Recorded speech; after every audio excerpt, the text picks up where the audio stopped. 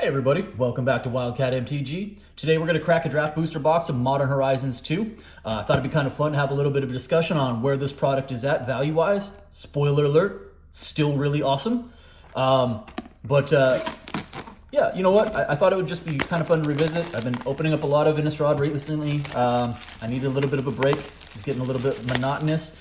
And I'm just never sad about opening up Modern Horizons. So there we go.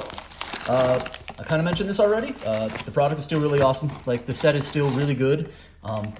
What's interesting is that there's a lot of playability from the cards in this set. Solitude has now picked up as one of the better cards you can pull.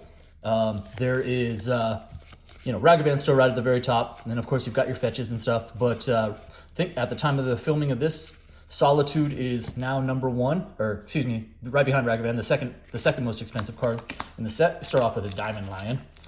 But overall, let's talk about the value of the set. So I tend to lean towards the draft boosters over the set boosters. And yeah, I know draft boosters are meant to be drafted, set boosters for opening, etc. Blah, blah, blah. I get that part, but Sterling Grove there. Hey, dress down. We'll take that. But to me, so draft boosters, at the time of the filming, I think you could probably go on eBay, not counting tax, you could probably pick up a draft booster box of Modern Horizons 2 for $200 to $205 plus tax, right?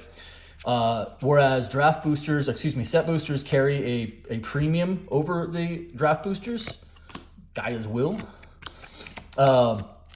That costs an additional $15 to $20, and for me, the value of the set boosters, the opportunity to pull something from the list, interestingly enough, I don't know how many of you out there also watch, of course, the Professor, but he just dropped a video talking about, there we go, yeah, interrupt this program for a Verdant Catacombs in the retro border. That is spicy, we'll take that, and then Sweep the Skies foil. But Professor just dropped a video where he's kind of talking about the list. Is it broken? Is there value to it? Is there not enough value to it? And if you've watched my videos in the past where I've opened up some set boosters, I basically said the same thing. To me, the list is a lottery. I think it's really cool. I think that it's a clever way for WotC to get some additional copies of cards into the market that you wouldn't otherwise want to print into a set. Because, maybe they're banned in certain formats, or maybe they're just problematic and they just don't fit well. They wouldn't fit in that meta of the set that's being released in. So I get, it's, again, a clever way to get additional copies into the market. But the list is so big that you can't actually, bank. I don't count it into the EV of a box. Patriarch's Bidding, Karth the Lion. We got the Karth out of the way, so now we can breathe a little bit easier. I was afraid that we might not get 1 to 2 Karths per box. But the problem is the list is so big that you can't. I can't calculate it into the EV of a box. There's a fair chance that you pull absolutely nothing off of it. And if you pull something, Soul Talisman, if you pull something nice off of it at 5, 10, 15 or more hit, that's absolutely awesome. It really does feel good. But the odds say that for the most part, you can open an entire box and you're not going to get anything substantial off of it value-wise. So I tend to ignore it from a EV standpoint and evaluation of the product. Karmic Guide. Hey, yeah, let's go. Solitude. All right, so I think the regular Solitude, this version, is probably pushing $35 at the time of this video. Again, it is the second most expensive card in the set behind Ragavan at this point. So yeah, not sad. Awesome card. So that's my kind of take on the list. And so why I tend to open draft booster boxes is I don't want to pay the premium on a set booster box. I don't think that there's a substantial markup in EV, estimated value of that product, of opening that box, that makes me think that it's worthwhile to pay the extra $15 to $20 for a set booster box of Modern Horizons 2 as opposed to the draft boosters. There you go. Let's see here. That's a good first mythic to pull. The elementals are just bananas, right? Like all of them. Necrogoyf. 2 packs left in the left half of the box. yeah, I mean, Subtlety's kind of the lowest one on the list at this point, right? It's probably like a $4 or $5 card.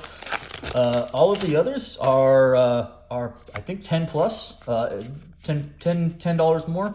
And when I talk about pricing, I tend to utilize TCG. Ooh, let's go. Another fetch land, Verdant Catacombs, which is awesome because I used to never be able to pull these things, and now I feel like I'm pulling them all the time, and that's not a bad one to pull. I will definitely take Catacombs. When I talk pricing, I tend to look at TCG market price. When I research card values, I tend to use TCG market as kind of like a benchmark, and then I will go on eBay and I will look up that card, if there are cards that I'm trying to ascertain value to, and figure out where it is pricing wise. Imperial Recruiter, that's fantastic. That's out of the reprint slot as well, so that's a nice little mythic right there. And then out of time. Then I tend to go on eBay and look at like I set the settings, the filter to buy it now, and then the lowest point. So I'm basically looking at like what's the basement floor product or pricing, excuse me, of that card if I were to want to buy it just on a whim. And that's kind of how I set benchmarks. Dermo Taxi, okay. For pricing wise, that's how I tend to set the benchmark, right? So I look at TCG market, and then I will kind of back that up, see if I can back that pricing up by actually going on eBay and looking at the buy it now price at the lowest price possible.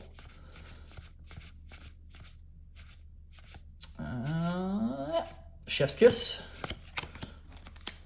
Trucking right along here. So, yeah, I mean, Modern Horizons 2 is, I don't know, I can't say enough good things about it. Like, it just feels, it's just really fun to open. Yes, it is fun to draft. I'm a big limited person. I really like draft. Garth the One Eye, that's not the mythic we wanted to see.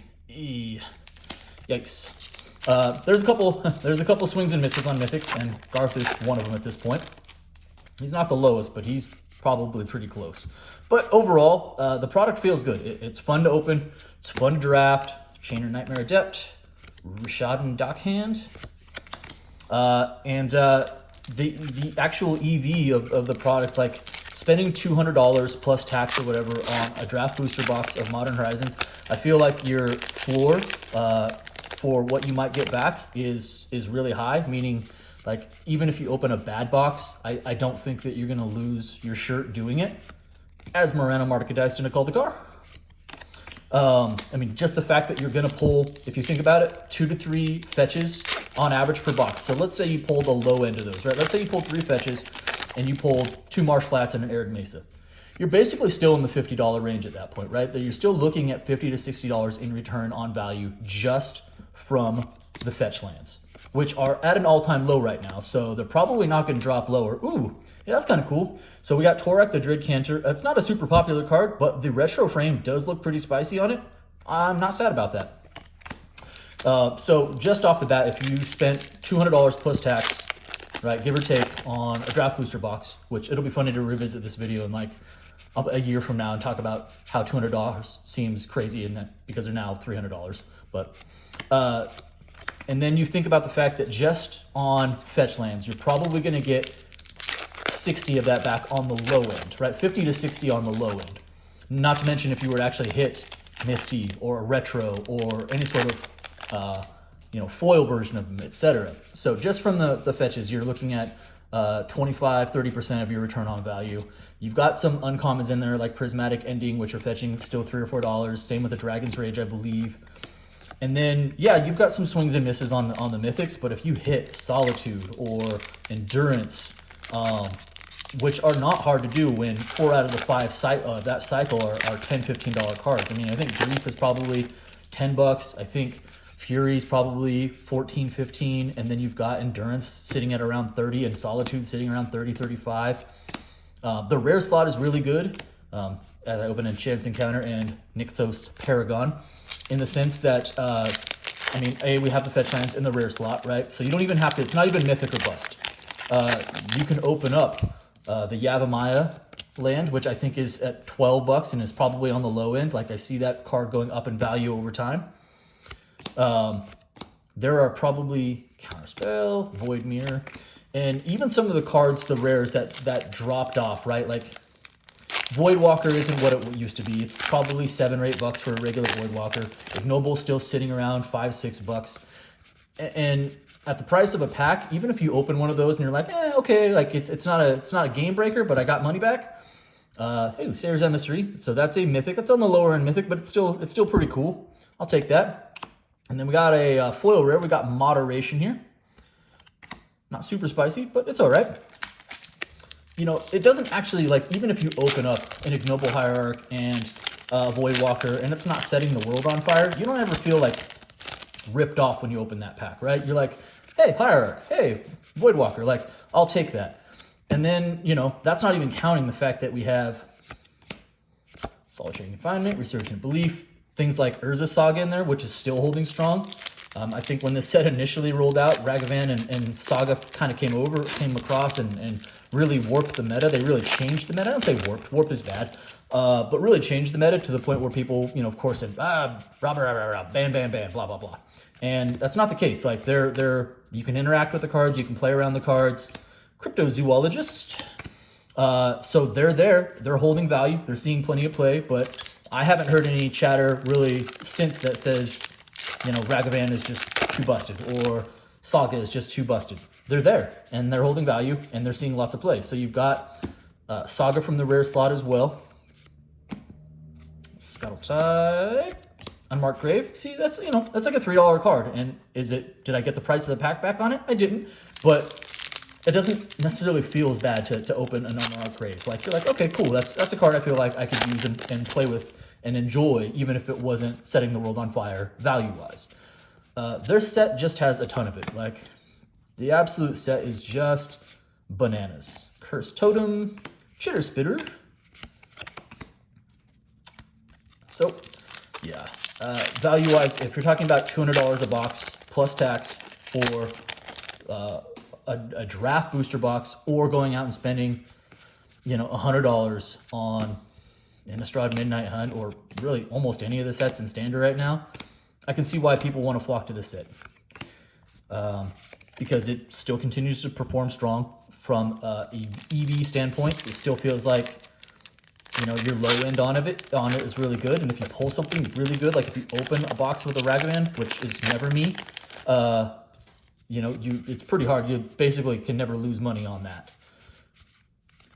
All right, we've got Cabal Coffers. I may not open a lot of Ragavans or any, but I do open up a ton of these, and I'm not sad about it at all. Cabal Coffers, that is a stronger mythic right there. It's probably still, it's dropped off a lot. Mostly a commander card, doesn't see a lot of like modern play, but it's still probably holding around $15, $20, and I'll be cool with that. And another Peru the Volatile, because I always pull those as well. But I don't know. So what do you think? Am I talking up Modern Horizons too much?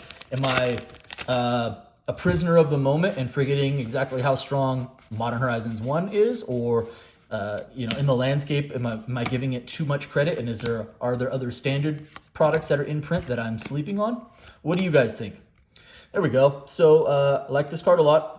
I've seen, if you guys watch my videos, I've opened up a bunch of these, and I keep all of them because I feel like this is the low end of what this card is going to be at $5. This is Ignoble Hierarch in the retro border, so I will definitely take that as well. Okay, so we got 1, 2, 3, 4, 5. We got 6 packs left. It would be awesome to see if we can get an Urza Saga. We're missing on some of the other stronger rares. Be cool to pull a few of those. All right, Keeper, Road Ruin, Greed, Inevitable Betrayal. That wasn't the rare I was talking about. 5 packs left. Finish strong. 2 fetch lands. Let's see if we can get a third one of those. I've gotten quite a bit of mythics though, so usually it's kind of like one or the other. Insurrection, Pack, another Moderation, and Altar of the Goyf foil. Let's see, 6 mythics. All right.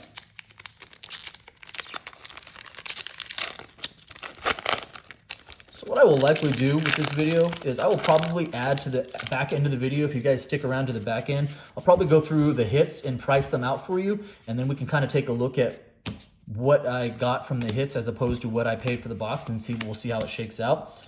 We're not exactly crushing it with this box, but again, with 2 Catacombs, one's a retro frame, and a Solitude on the table, we're probably not in bad shape. I'll put it that way. Although I would take another fetch land. Archfiend of Sorrows, Ranger.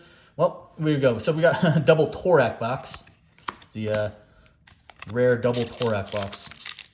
Not exactly the mythic we want to pull there. I'll take an Endurance or a Saga. That would be neat. Let's see here. Okay, Tumor, Orb, Academy Manufacturer. All right, last pack. Last pack.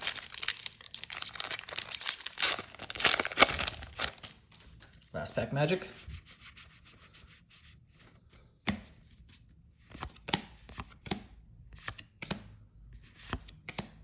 Fire Ice, and Braves of Penance, and a foil Abe. Sure, why not? All right, so I'll put some of the pricing on there. We'll revisit that, but you know, double fetch land, Solitude's in there. Didn't exactly crush it with this box, and I think I'm now at like 12 or 13 boxes with no Ragavans, so there's that as well. But overall, love the product. I gushed about it, and we'll continue to. Thanks for watching, everybody. Please remember to like, subscribe, comment, all the fun stuff. Appreciate you. Appreciate your time. Have a great day.